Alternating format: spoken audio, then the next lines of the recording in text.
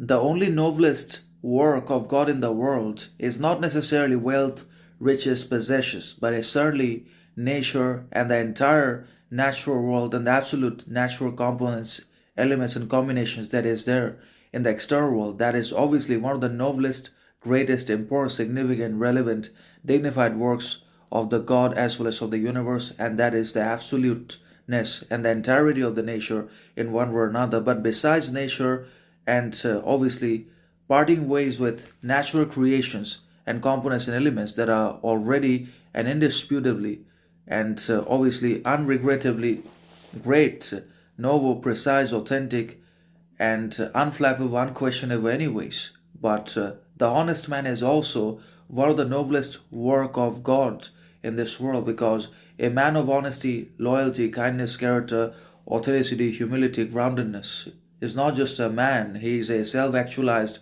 self-knowledgeable, self-reliant kind of being or entity also that does not depend or rely upon the other's criticisms, approvals, judgments, validations, differentiations, thoughts, perceptions of any kind for anything. And that means he does not let the other's toxicity and unconscious poison affect his progress, deteriorate his character, negate his success, growth, learning, because he is a self actualized, self knowledgeable, self reliant or dependent kind of man, because he has honesty, loyalty, kindness inside of himself, because he's kind, understanding, loyal, authentic, virtuous, grounded, dignified, and he's not going to sacrifice his worth, compromise with his standards and values with or for anything whatsoever, no matter how enticing, tempting the external world seems to be.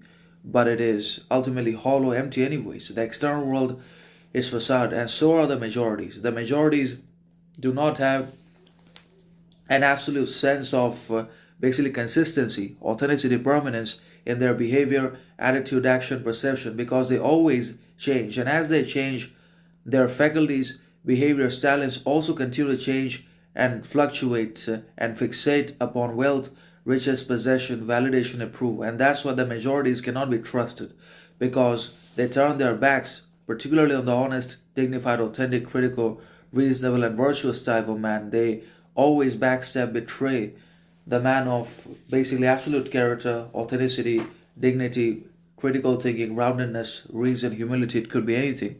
But then again, an honest man's is the noblest work of God and nothing else. So besides nature and all the natural components, elements in this world, which is indisputably, unconditionally, and obviously undeniably great, important, significant, anyways, the honest man is also the